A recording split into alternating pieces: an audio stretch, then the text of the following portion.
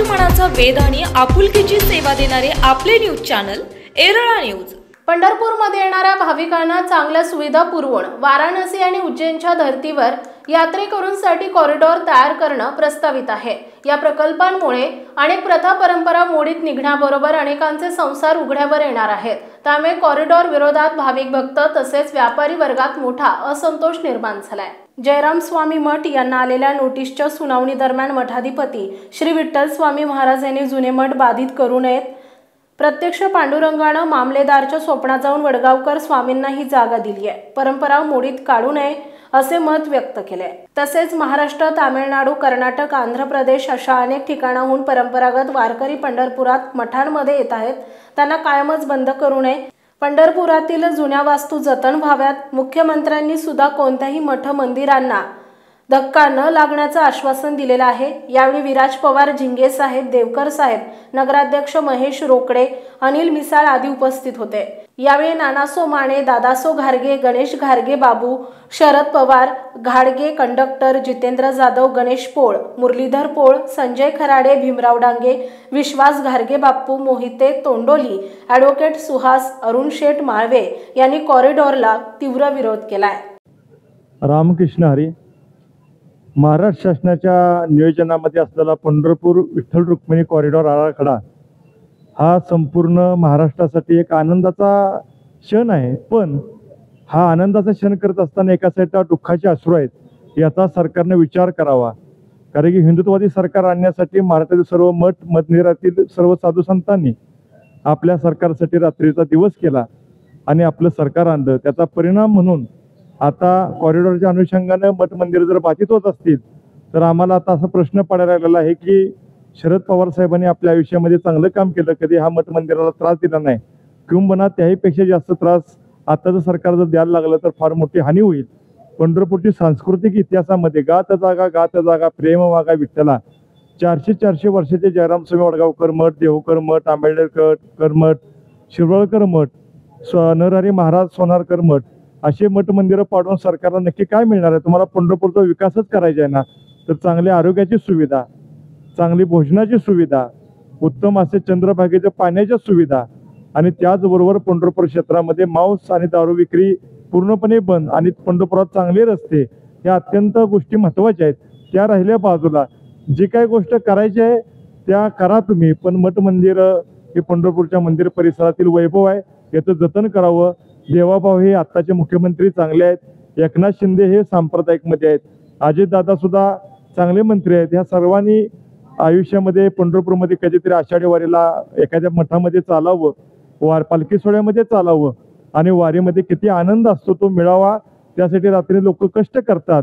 तुका म्हणे मोक्ष देखलिया कळस।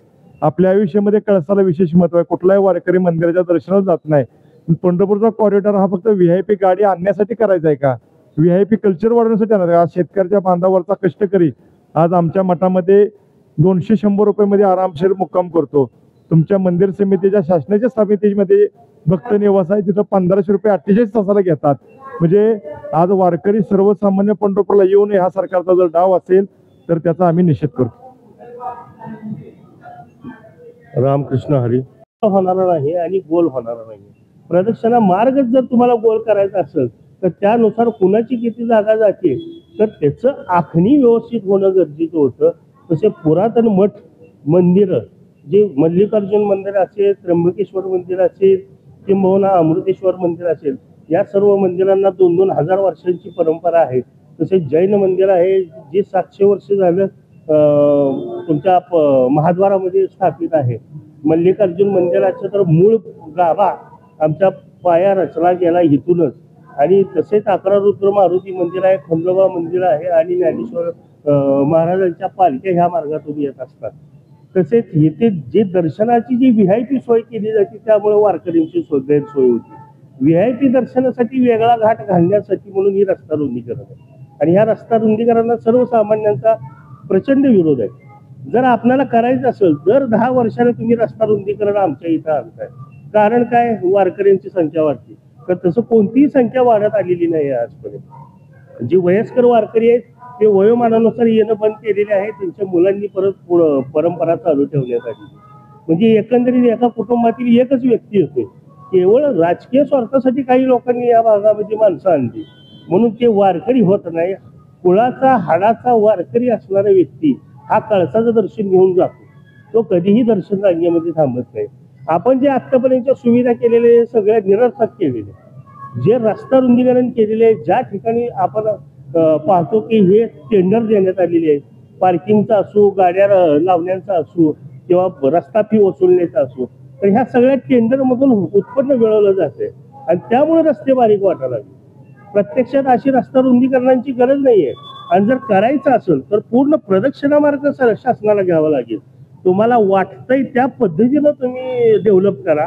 हा 35 ते 25 एकरचा एरिया जो आहे त्यामध्ये पुढच्या 500 वर्षांची सुविधा होऊन जाईल.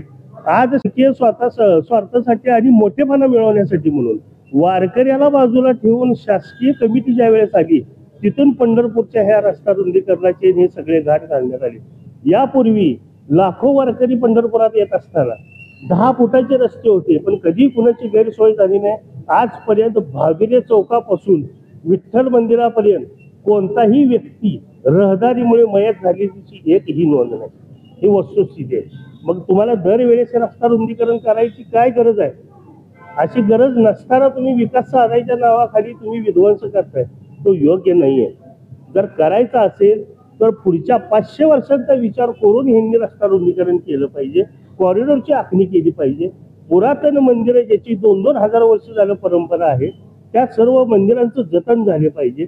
काल्याचा वाडा असो, अंमळनेरकर महाराजांचा वाडा असो, गुंडा महाराजांचा वाडा असो किंवा नामदेव मंदिर असो किंवा आमच्या महाराजांचं मंदिर असो, हे सर्व जे मंदिर आहेत ज्याचं पुरातन वारसा हक्क आहे, जे 400-400, 500-500 वर्ष झालं त्या ठिकाणी आपलं अस्तित्व टिकवून आहे. अनेक सत्ता आल्या, अनेक गुलाम्या आल्या तरी त्यांनी त्यांचं पारंपरिक कर्तव्य टाळलेलं नाही.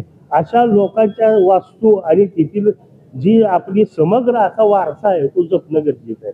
त्यामुळे माझी विनंती सरकारला असं आहे की एक तर कॉरिडॉर कोणताही करू नये, रस्ता रुंदीकरण करू नये, अन्यथा एवढा मोठा कॉरिडॉर करावा आणि एवढं मोबदला लोकांना द्यावा की जेणेकरून लोक सुद्धा त्यामधून नाखुश होऊ नये. आणि ज्या जुन्या वास्तू आहेत त्या सर्वांचं जतन कॉरिडॉर केला तरी आणि त्या मिळकती बाधित होत असल्या तरी त्याचं जतन शासनाने करावं. आणि त्यासाठी पूर्वीचे जे पदाधिकारी आहेत, जे मालक आहेत, जे परंपरा चालवणारे वारकरी आहेत त्यांना तिथे अधिकार ठेवण्यात यावे अशी माझी सरकारला नम्र विनंती आहे. आणि ह्या कॉरिडॉरला आमचा प्रखर विरोध आहे. एराळा न्यूजसाठी प्रतिनिधी गणेश घारगे, पंढरपूर. आपल्या भागातील महत्त्वाच्या बातम्या पाहण्यासाठी आजच आमच्या एराळा न्यूज चॅनलला यूट्यूबवर सबस्क्राईब करा आणि बेल आयकॉन प्रेस करा.